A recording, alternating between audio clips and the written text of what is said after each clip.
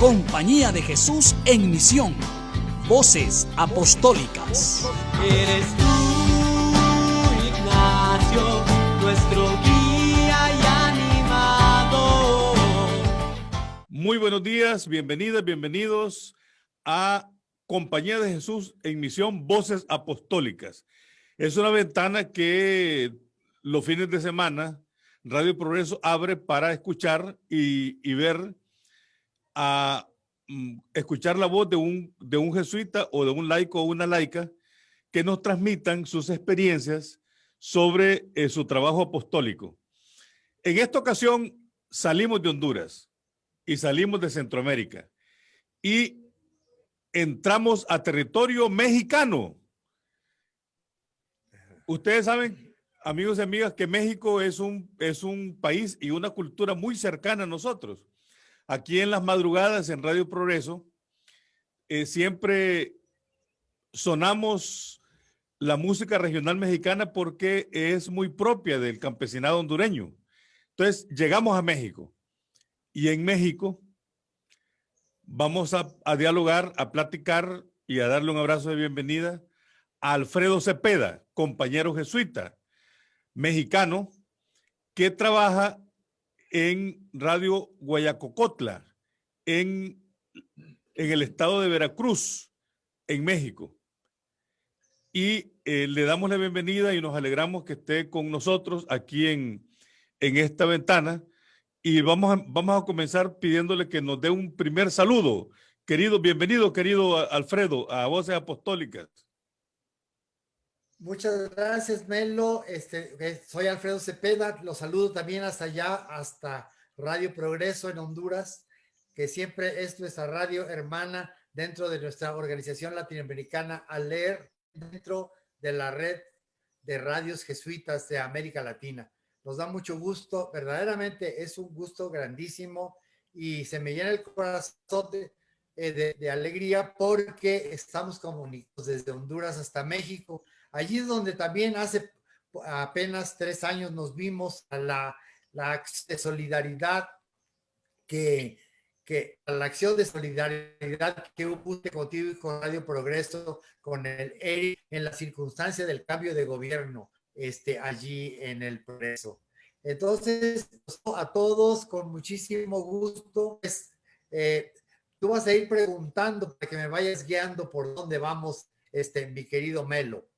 Con todo gusto, querido Alfredo. Bueno, una primera pregunta, como estamos aquí esto es un espacio de confianza con nuestros amigos y amigas. Yo siempre te conocí desde que yo era estudiante ya en los comienzos de los 80, estudiando en México, y siempre, como a todos jesuitas mexicanos, muy pocos lo conocen con el nombre.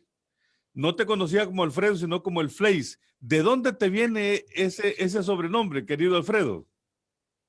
Sí, así es, Fleis dicen, así como Ismael devino en Melo, ¿verdad? Eso es. Entonces sí, pues así es, Melo.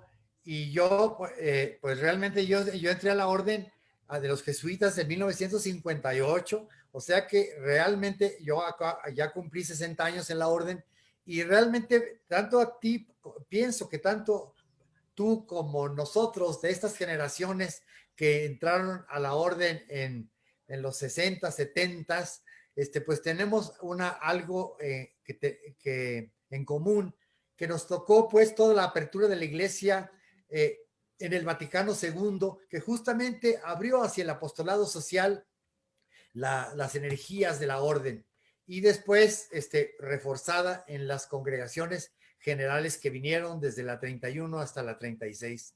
Estamos pues, nosotros tenemos esa herencia de haber cursado pues todos estos más de medio siglo en la Compañía de Jesús, o medio siglo digamos, pero con esta apertura que nos convirtió y nos tocó la suerte como jesuitas de ser jesuitas en salida, como diría ahora el Papa Francisco.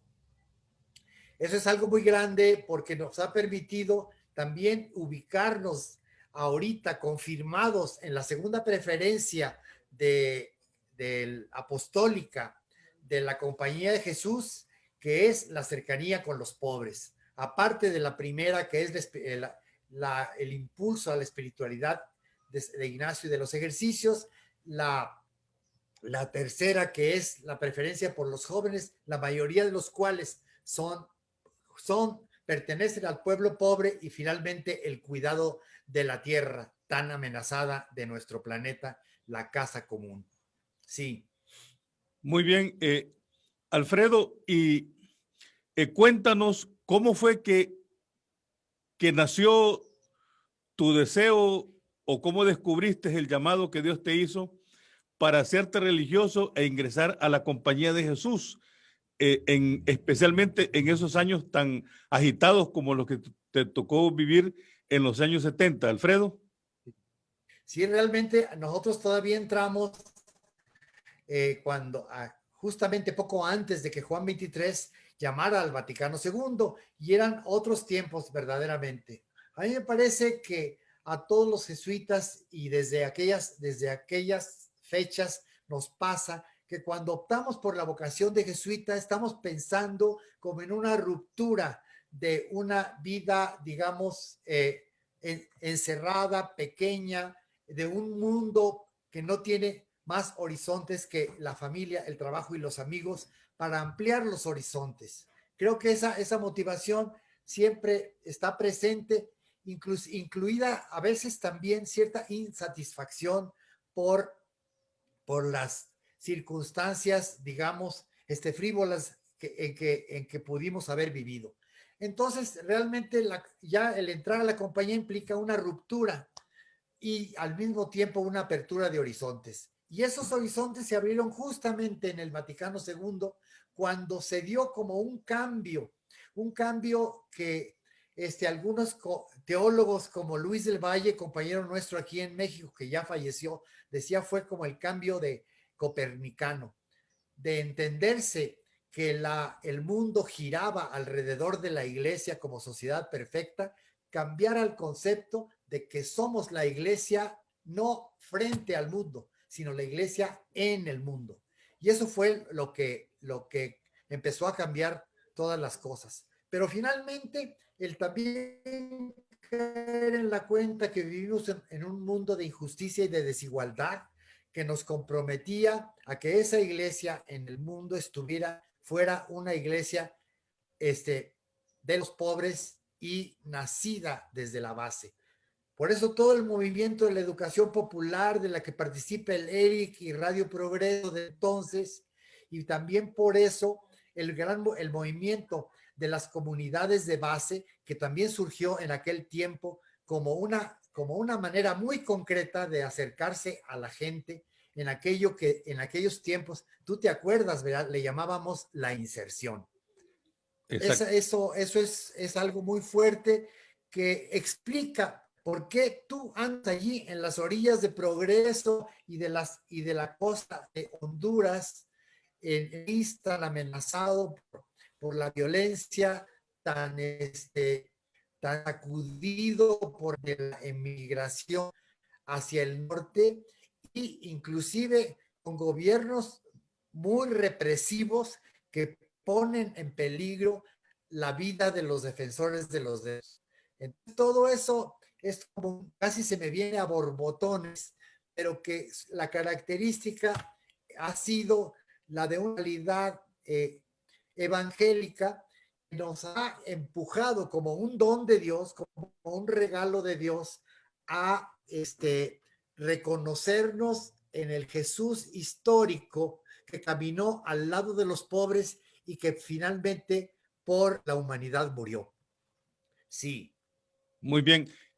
Alfredo, escuchándote, estoy recordando que una persona como tú, un jesuita como tú, que entró en 1958, estoy recordando que al menos hay 3 grandes hitos que sin duda marcaron tu vida. Primero, lo que ya has notado, el Vaticano II, ese cambio copernicano que habría de decir tu compañero y nuestro compañero Luis del Valle. Luego, un segundo es la actualización del Vaticano II en América Latina con Medellín, que abrió a todo el movimiento de las comunidades eclesiales de base, la evangelización, la concientización, etcétera. Y un tercer hito es el cambio tremendo de la Compañía de Jesús, influenciada por el Vaticano II, y también con la presencia y la fuerza y el liderazgo del Papa Pedro Arrupe. Esos tres grandes hitos, ¿cómo los vivió la Compañía de Jesús en México y cómo impactó esto en Alfredo Cepeda? Pues mira, realmente yo creo que todo eso lo estuvimos viviendo como parte de una cotidianidad. Tú mencionaste a Medellín, es increíble que esa conferencia del episcopado latinoamericano en Medellín, del año 68, me parece que fue, o 67, 68, que tiene documentos muy breves, haya impactado tanto para justamente hacer que el Vaticano II aterrizara en América Latina. Por otra, eso fue, para nosotros, eso ha sido objeto de muchísima reflexión y casi como sin querer, y en ese sentido digo que fue el don de Dios el que nos empujó y el Espíritu de Dios, nos fuimos metiendo por esa corriente. Y realmente, después de eso también fuimos sintonizando con otros países del mundo, con una conciencia de que no solamente América Latina, sino también en los países de Asia, los países que entonces se llamaban del tercer mundo, estaban afectados por la injusticia. A mí me tocó entonces ir a la India, al país de la India, a la tercera aprobación, y allí encontrar que el espíritu soplaba de la misma manera que en América Latina. Eso que ya empezamos a llamar en aquel tiempo la teología de la liberación, nos abrazó con su reflexión teológica al reconocer que el método teológico tenía que cambiar y partir justamente del análisis de la realidad. Yo me sorprendí que en la India también esos mismos aires soplaron en ese tiempo, sobre todo en un continente tan lleno de desigualdad y que ahorita, entre paréntesis, está sufriendo la ola del COVID de una manera ¿verdad? Muy trágica, sobre todo en un país que, siendo un territorio de México y medio, o sea, 3 millones de kilómetros cuadrados, tiene 10 veces más la población de México, 1,000 millones de habitantes.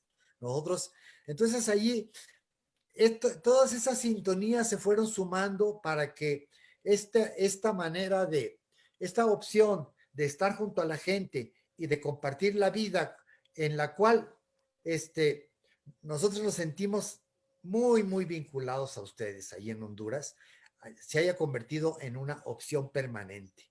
Como que ya la Compañía de Jesús, pues a todos los que fueron aproximándose a las orillas, que somos muchos, muchos jesuitas, porque es una opción institucional de la orden, no es una ocurrencia tuya o mía, Melo, es una opción institucional de la orden, pues ya se haya convertido en una opción de por vida, pero yo digo y repito que es como un don de Dios.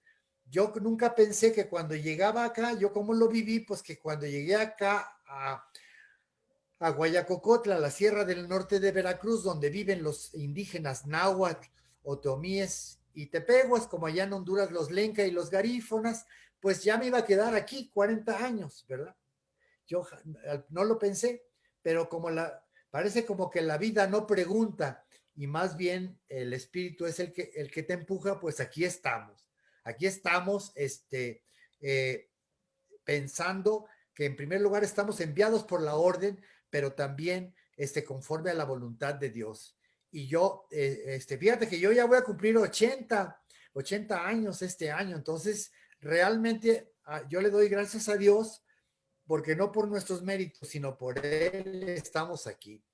Y además, la experiencia también ha sido de ampliar los horizontes hacia América Latina. Yo tuve compañeros centroamericanos aquí en México, el Sapo Cabarrús, ¿verdad? Que ha desarrollado tanto los métodos de de los ejercicios y espiritualidad vinculados también a la psicología con una integralidad muy sorprendente, pues todos ellos estaban en filosofía cuando yo estaba estudiando teología. Ese vínculo para nosotros ha sido muy importante, porque parte de nuestra experiencia ha sido también la solidaridad. En tiempos de la revolución nicaragüense que triunfó el 19 de julio de 1979, parecía que nosotros estábamos allí en la plaza de Managua. Y lo mismo toda la década de solidaridad con el pulgarcito de América del Salvador, con el pueblo del Salvador y con todos vinculados a la experiencia de Monseñor Romero. Y mira, como ahora fuimos también allá a Honduras con esa delegación maravillosa que se juntó de Estados Unidos, cuando el cambio de poder, cuando la imposición de Juan Orlando Hernández allá en Honduras, pues para todas esas experiencias han ido fortaleciendo los vínculos de la compañía universal, pero al mismo tiempo aterrizada en nuestros propios países. Esa experiencia para mí que yo nunca voy a olvidar, como no olvidamos a Berta Cáceres, ¿verdad? Esta mujer indígena que dio la vida por su pueblo como Jesucristo la dio por el suyo. Sí. Mira, yo te estoy escuchando. Por ahí. Yo te estoy escuchando muy conmovedoramente porque yo soy parte, como bien sabes, Alfredo, de la generación de jesuitas que fuimos a estudiar a México. Y ahí nos encontramos ciertamente con una compañía de Jesús mexicana impresionantemente acogedora, cercana, con los brazos abiertos. Para mí ha sido, Alfredo, una de las experiencias en la compañía de Jesús más profundas y que me abrió la mirada a una compañía de Jesús que no se queda atrapada, encerrada en un solo país y menos en una sola obra, sino que es universal. Por eso cuando te escucho me siento muy conmovido. Además de que lo que tú recuerdas, en el mes de enero del año 2018, cuando tú viniste aquí, fue una especie como de espaldarazo de la Compañía de Jesús a través tuyo, a través de Rafael Moreno y a través de otros del jesuita del Perú, que vinieron aquí a darnos... Paco Mugiro, que es mayor que ambos de nosotros. Ahí fue una experiencia verdaderamente de solidaridad y de mutualidad para mí inolvidable, ciertamente. Y nosotros lo recordamos mucho.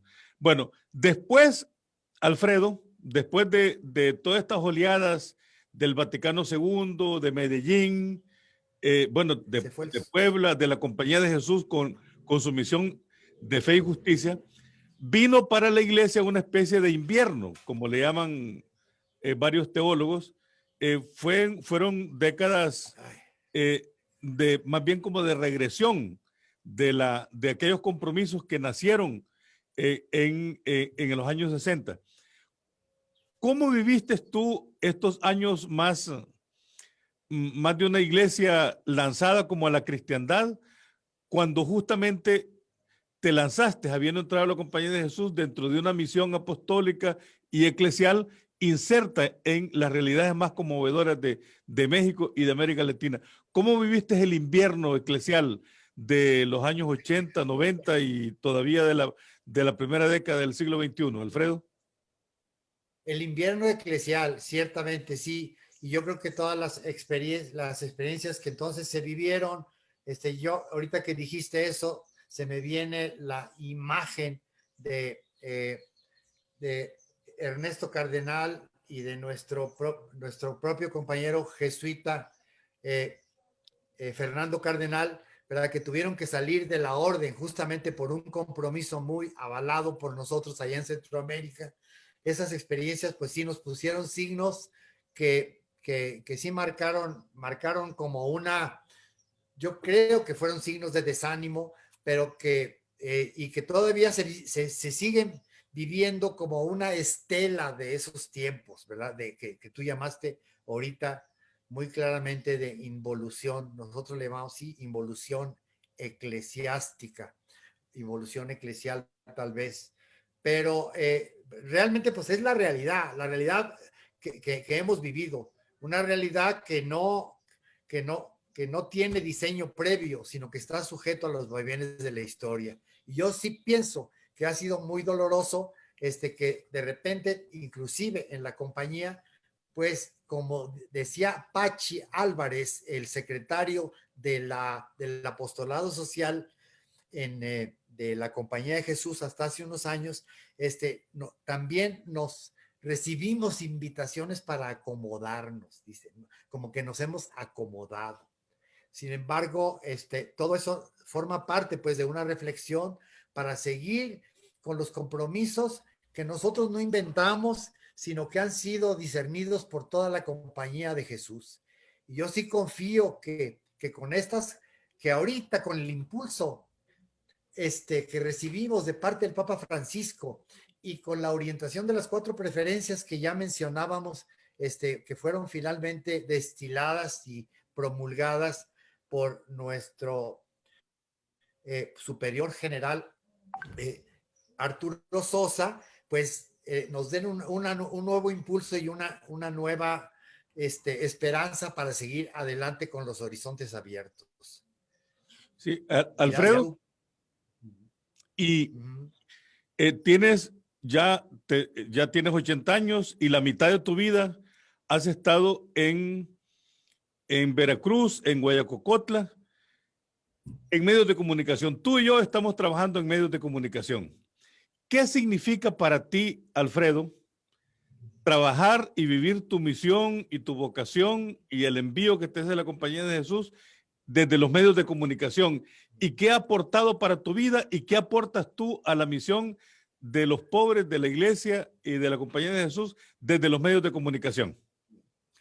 No, pues mira, en eso, como tú lo acabas de señalar, tu experiencia y la mía han sido muy semejantes y verdaderamente, pues yo lo que para mí esta es la radio que también por las restricciones que ha habido en México, la radio Guayacocotla, la voz campesina, es se puede decir, la radio con más potencia aquí y ubicada aquí en la región del país, con más potencia de todas las radios de la sociedad civil que no sean gubernamentales, ni comerciales, ni de universidades. Entonces, verdaderamente ha sido como una lucha para que esta voz vaya creciendo, primero desde lo que eran las escuelas radiofónicas hasta lo que es ahora, pues la radio abierta en FM, ¿verdad? Así como ustedes también lucharon para tener su repetidora allí en Tegucigalpa, por cierto, derribada también por las fuerzas contrarias, por la gente que no quiere que se escuche la voz de la gente y que ya ustedes lograron restaurar.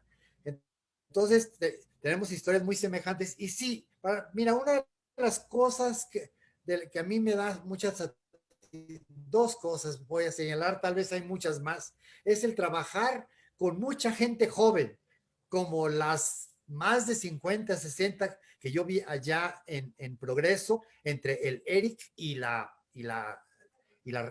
Radio Progreso, ¿verdad?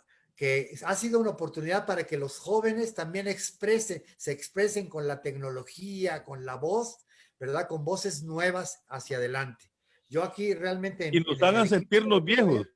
¿Eh? Nos hagan sentirnos viejos con todas las novedades que tienen de la tecnología. No soy un abuelo, casi bisabuelo, Dios mío. Pero bueno, al mismo tiempo el estar intercambiando con estas generaciones que son los que han abierto el Facebook y son los que han propiciado que ahorita estemos platicando tú y yo, ¿verdad? Y las páginas web, ¿verdad? Para nosotros pues toda esa playa de jóvenes es muy, muy importante. Otra cosa que también ha sido es que la presencia de los pueblos indígenas surja de lo invisible hacia lo público. Para nosotros, el que aquí en esta radio se hablen las 4 lenguas, que son el náhuatl, el tepehua, el otomí y el español, es una manera de hacer que las lenguas, que es la expresión de cultura de milenios, salga a público y no solamente se conserve adentro de las cocinas de las comunidades, ¿verdad? Entonces, el ver estos muchachos que se pasan del español al tepego, al náhuatl, al otomí, hablándole a su pueblo, pues para mí es una satisfacción muy grande. Y finalmente, pues el ser, el poder ser, sí, no solamente una voz de los medios de comunicación masiva, sino el que sean voces alternativas, ¿verdad? Por algo les tumbaron a ustedes la torre en Tegucigalpa, por algo nos vinieron a cerrar la radio en 1995, aunque solo lograron hacerlo durante 3 meses. Entonces sí, también es como que es de ponernos a pensar que de darle gracias a Dios que en medio de esta conflictividad que se genera por ser una voz independiente y pública desde abajo frente a otros medios de comunicación que están cooptados por el dinero y por ser negocios comerciales, pues podamos haber seguido adelante, ¿verdad? Podamos seguir adelante. Y pues con algo que yo quiero citar aquí al pajarito, Enrique Gutiérrez Martín del Campo, que tal vez cuando tú viniste aquí todavía estaba en los últimos años de su vida, él murió en el 84, decía, tal vez de lo más difícil de la opción cristiana o de hacerse cristiano en la compañía o como laico es vivir la conflictividad a largo plazo, que es algo verdaderamente difícil, lo que puso a sudar a Jesús en el huerto de los olivos, ¿verdad? Yo por ahí le veo, ¿verdad? Y el que dentro de esta conflictividad, siendo colectivos, con la solidaridad como la que se vio en 1918 allá de tantas representantes de iglesia que fueron a Progreso desde Estados Unidos, vamos saliendo adelante, Melo. Le doy gracias a Dios y también por ti. Gracias, queridísimo Alfredo. Mira, ya estamos al final de la plática, que a mí me gustaría que fuese prolongadísima, pero dinos unas palabras de aliento, de esperanza. ¿Cómo alimentamos la esperanza en estos tiempos de pandemia, en estos tiempos de incertidumbres, en estos tiempos de miedos, de remilitarización de las sociedades? ¿Qué nos dices para alimentar nuestra esperanza y para fortalecer nuestra fe, querido Alfredo? Sí, oye, pues sí, mira, que de veras que se nos fue rapidísimo el tiempo y yo te agradezco la invitación para que estuviéramos platicando aquí delante de la gente de nuestras vidas y de lo que hemos ido caminando. Yo creo que el mundo, el sujeto del futuro del mundo es la propia humanidad. Los hombres y mujeres de buena voluntad que van a hacer que este planeta vuelva a resurgir. Tal vez la pandemia nos deja providencialmente esta señal, la pandemia misma nos deja esta lección de que podemos vivir, como decía el padre Ellacuría, allá en la Universidad de El Salvador, animarnos con la esperanza de vivir una austeridad compartida.